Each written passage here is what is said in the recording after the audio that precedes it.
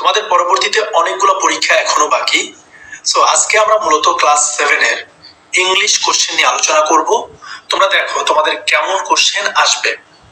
প্রথমত আমরা দেখবো যে আমাদের টাস্ক গুলো কেমন আকারে দেওয়া থাকবে, এরপরে আমরা উত্তরগুলো পাশাপাশি আলোচনা করব। দেখো টাস্ক 1 এ দেওয়া আছে make a poster on your dream house, তার মানে তোমার যে ড্রিম হাউস তার উপর একটা পোস্টার তৈরি করবা। নাম্বার টাস্ক 2 এটা হচ্ছে make a poster on the importance of synonym and antonym of words, অর্থাৎ তোমার হচ্ছে সিনোনিম এবং অ্যান্টোনিম, একটা শব্দের যে সিনোনিম এবং অ্যান্টোনিম আছে সেটার ইম্পর্টেন্স কি তার উপরে একটা পোস্টার তৈরি করবা।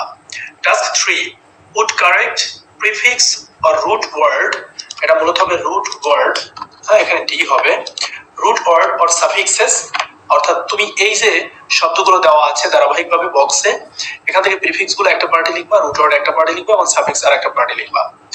এরপরে task 4 design a poster describing your ideas on how you can be the best in what you want to be, অর্থাৎ এগুলো সব হচ্ছে creative writing. Task 5 nobody should try to be what you cannot be, explain the statement briefly, এটা তোমাকে explain করতে হবে।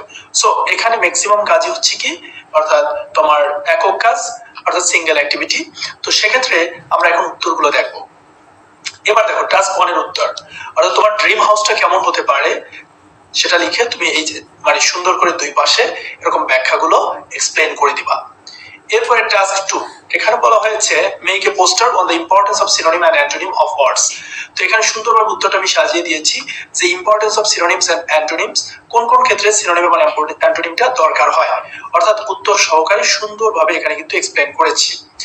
তারপরে task 3 বলা হয়েছে put correct prefix or root word, এখানেও রুট ওয়ার্ড হবে, সব অন হয়ে গেছে, আর সাফিক্সেস তোমার হচ্ছে ওই যে শুরুতে যেটা করেছিলাম আমরা যে টাস্ক 3 যেটা ছিল, অর্থাৎ সেইখান থেকে আমরা কি করলাম এই জায়গায় অ্যানসার গুলো সুন্দরভাবে করে দিলাম। আমরা জানি রুট ওয়ার্ড মানে মাঝখানের শব্দ, আর প্রিফিক্স যেটা পূর্বে বসে আর সাফিক্স হচ্ছে পরে বসে যেটা সেটা। এরপর task 4 design a poster describing your ideas on how you can be the best in what you want to be. এখানে তুমি হচ্ছে তোমার কি বলেছে একটা পোস্টার ডিজাইন করবা ডেসক্রাইব করার জন্য তোমার আইডিয়া, যে তুমি হচ্ছে কিভাবে তুমি সর্বোচ্চটা করতে পারো, অর্থাৎ যেটা তুমি করতে চাও, অর্থাৎ লাইফে তুমি যা করতে চাও সেটার বেস্ট ভার্সন তুমি কিভাবে হতে পারো সেটা তুমি এইভাবে এক্সপ্লেইন করবা। নেক্সট আশা করি। এরপরে আমরা সর্বশেষ যে টাস্ক আছে সেটা দেখবো। টাস্ক 5 এটা ছিল কি nobody should try to be what you cannot be, এখানে ultimately what they cannot be হবে, explain the statement briefly, অর্থাৎ nobody should try to be what we cannot be বা they be যেটা ব্যবহার করো তোমরা।